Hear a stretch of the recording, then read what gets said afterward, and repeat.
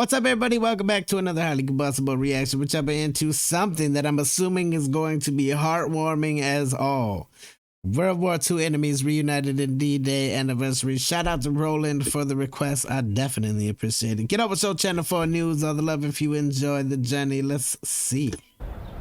This is the tale of two soldiers who have never met and who were supposed to kill each other 75 years ago on this beach. One fighting for Führer and fatherland, Paul Goltz, aged 18 on D-Day. The other fighting for king and country, Harry Reid, barely a year older. You might know him by now. Harry Reid, 95 years old. Age didn't prevent him from jumping out of a plane yesterday, as he did 75 years ago in the first hours of the invasion. He spent most of his life working for the Salvation Army. Forgiveness was virtually written into his contract, and yet when we spoke to him recently about meeting Paul, the German soldier, he was cautious. I'm not sure what I'm going to say to him. I'm going to have to think about it. But I do know this, I will accept him. I will accept him. How can I be at odds with somebody? I can't, can I? We see the things that you learn as you grow older and you mature. Forgiveness is in there. Acceptance is in there. Like, sure, you're still gonna be uneasy. Even nowadays, I have a great respect for anybody that fights in any military. For anybody that signs their name and is willing to give their life for something that they believe in. Because you do, across the way. Everybody believes that their cause is just, that their cause is the right one. It's not the soldiers on the ground that are making the determination. The only thing that they want to do is make sure that everything is safe. I can't. Right. It's just not up. And whatever words are needing, they will come. They will come. And then Paul Goltz, 94. He spent yesterday at the German War Cemetery in Normandy, a somber place of black stone crosses, the resting place of the vanquished. I spoke to him on the beach, close to where he surrendered his gun, his freedom and his war to an American tank crew. And the soldiers, 4 soldiers also came and looked in these fields, in these pastures, and saw us. Hey boys, come on, let's go, the war's over for you. That's what they shouted. What they said. They shouted that. The Schneider, he wanted to shoot with his pistol on this Your fellow stand. soldier. He wanted to shoot them with his pistol. Yeah, with his pistol. What did you and say the to lieutenant Schneider? said to him, throw the pistol away. You are crazy. You can't do with a pistol a tank. The war was indeed could have destroyed over the for tank Paul, with a pistol. I want to not see for it. his family. His village in eastern Germany became part of Poland. His father, a farmer, was killed by Russian soldiers, his sister raped. But defeat gave Paul, like much of Germany, a new lease of life. He became a prisoner of war in Scotland and America, learned English and joined the diplomatic service. Was he afraid on D-Day? Nein, mit 18 Jahren es war eine neue Situation für mich. Positiv oder negativ? Jetzt beginnt es endlich, dass wir das hinter uns bringen. I saw these 1,000 ships, and I thought. You knew it was over. Then I should better make peace with America and England, and only keep the Russians away from Berlin, because my family was near in the east of Pomerania. At first there came the Russian there. You were much more afraid of the Russians than of the Americans and the That's British. what I thought. It was time for Paul and Harry to meet on neutral ground in the Café de la Digue in Kabul. And I'm so glad to see you and to hold your hand and say, bless you, we are partners. Once we were on a different side, but we are partners together in the rebuilding of the world. That's fine, very fine. That's right. Yes, that's right. And I'm just so glad to see you.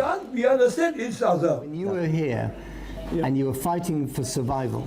Yeah. The idea that one day, 75 years later, Nobody would think it. let alone jumping out of a plane, you would be sitting here with a German former soldier who was on the other side having this conversation. Not at that time, although my common sense told me that there were people very peacefully minded, and their voices so often were silenced. What would your Very advice be to true. young people? Dein Rat für junge Leute? Für junge Leute, look at the cemeteries where the people died for us. Because we have peace for 75 years old. Peace, keep the peace, get with you. And you. Now we are friends. We are more than that. We are more than that. We are brothers. Harry Reid and Paul Golds, brothers and friends. Well, I'm joined now by two more men who landed here in Normandy, Bill Gladden and Dickie Forrester. Thanks very much to both of you for coming on the programme. You saw the film that we just aired of the German veteran and the British veteran meeting. What did you think when you saw that, Bill? Well, I was rather impressed. It's the first time I've seen a ex-German soldier and a British soldier meeting. I've never seen that before. You've never met any German soldiers yourself? No, none whatsoever.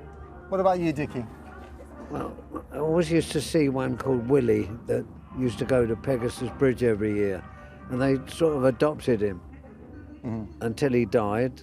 But he's been dead some time now, but the parents sort of talked to him like a mascot. Right. But I'll never let him inside. She's the woman who owns the cafe, right? No, Germans are not allowed inside the cafe. We had her on the programme yesterday, yes. If Germans go in, they have to go in the back. She's quite a formidable grande dame, is She's a wonderful lady. I gave her flowers yesterday, and she's a nice lady. So, Bill, when you came over, you came by glider, and you were the first glider to ever take a tank. Explain that to us. I mean, the idea of a glider coming into Normandy is just astonishing. Well, it's just that I was in the Armoured Corps where we had the Valentines, and then I went with Hobart up on the East Coast of Orphaness.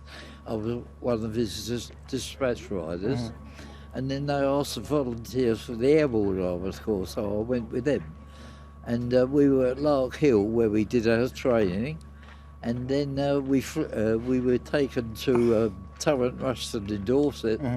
And a fortnight before D-Day, we put barbed wire around to stop people getting in, stop us going out, because we weren't allowed out. Because there was a big secret, wasn't it, Yes, using these gliders? yes.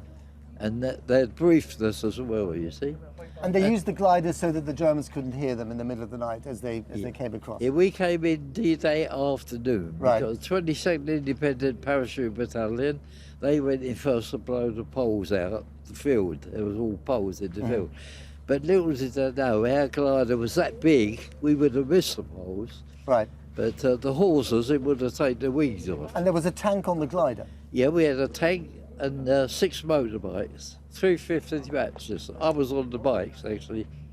And you were injured soon after you landed, right? Or? Yeah, I landed on the 6th. I was wounded on the 18th. Right. And what happened? Well, we been out on because we did all the recce work for 6th Airborne Division, and we been out this particular day. I come back to the orchard at Ronville, and I was just about to grew up tipping out some water, and there was a bang, and I was on my back. Right. And I didn't know then, but I was told afterwards that a tiger had come into our orchard and blasted us. So I don't know whether it's his 88 or his machine gun that got me. I could seriously sit here and listen to old war vets talk about their stories all day long. I have a supreme respect for them. They were giants among men. It didn't matter which side you were fighting for. All sides were doing crazy things that we didn't even know people could do. Showing a leadership and people that have never seen leadership before. Like, there's so many things that's worthwhile. If you ever get a vet of any kind that's willing to sit down and talk to you, I suggest listening. To see them be so able to come back and talk about their old stories, and they're still here, and they're just like, I don't know, I feel like every single story should be written down. Every single tale should be told.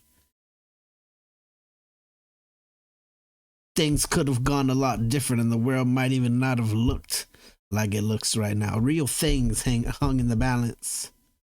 Took all the fun of my ankle away. I just the Achilles on my foot. Dickie, what do you remember most about those first few days of the invasion? Well, first of all, I was frightened. And secondly, I was seasick. I was so That's sick. not a good combination, is it? I thought I was dead. Oh, it's a terrible feeling, seasickness. So I never recovered for about 2 days. I felt very guilty about it.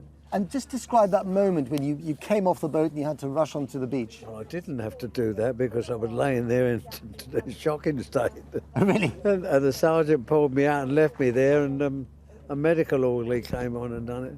And he said to this captain, he said, this man's not too good, he might be dying. He said, you're damn fool, he's got seasickness. And, you know, this has been such a poignant occasion for so many people. I mean, for you, obviously, who were here, but also for those who weren't here and try to imagine. What did today mean to you, perhaps compared to some of the other anniversaries you've been attending? It's the same as every one I've ever done. Really? I'll tell you what, my old chairman, Arthur Middleton, God bless him, was Black Watch. And he said, when you go away with it, we used to go away, they'd come here every year for long. I've been coming here over 30 years. He said, you must wear your medals. You've got a lot of them. Well, that's window dressing. He said, you must wear your medals because the people who lie underneath you that you remember never had a chance to wear them, and they were entitled to. Wow. And also you can explain to the people, they're not all French, they come from Holland, they come from America. Explain why you're there. They see, oh, this man was here, or he was something to do with it. So they fit in together. And that's my opinion, and every time I come back, it's a joy. What do you think people should remember most from this occasion? What do you want young people especially to take away from Don't go to war, because it doesn't get you anywhere. It sure doesn't. It's an absolute waste of time. It is an absolute waste of time. I 100% back him up on that statement. Victory is nice, but it's very, very dear. There are lots of youngsters laying out there in the cemetery. We are in the 90s and 20s, killed and maimed. We don't want that to happen again. You lost friends, both of you, didn't you? Yeah. Well, my dearest friends I've lost have died since the war, which I miss very much. I've got two friends lay in Ronville Cemetery. I've visited yesterday, and I normally try to find them. And I helped carry them over. They were both killed. 3 days later, they were carrying me over. So Okay. that was it. Both of you, thank you very much indeed, Bill Glad and Dickie Forrester. Thank you so much for coming in. It's been really wonderful talking to you. No explanation needed as to why they find it a experience that's worthwhile to come back every time that they have an anniversary. The whole wearing your medals thing got to me for sure. A whole bunch of lives wasted for what? War. Greed. Craziness. Advancement. Yeah, no. I 100% back him up. War is a waste of time.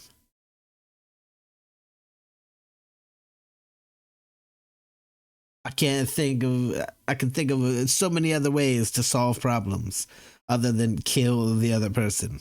We should all be able to think like that. It's still definitely something that I'm glad I signed up for. It was an experience. It was something that you don't get to, that most people will never ever have to see, will ever have to do. The sights, the smells, all of the things that stay with you. I'm glad that not everybody has those thoughts.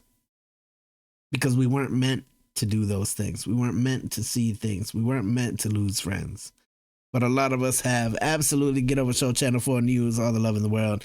Shout out to Roland again for bringing me something super real. I definitely appreciate it. Like I said, I could sit and listen to them speak for hours. Tell me every story. Tell me everything. I want to know it in every chilling detail, because fear is a very, very real thing. And until you experience like that fear where you might not make it back, I don't know that you're going to ever understand it. Definitely smash the like button if you liked it, the dislike button, but I won't believe you. Till the next one, I'm the Combustible. You guys be happy, healthy, safe. I love you to the moon and back. Peace.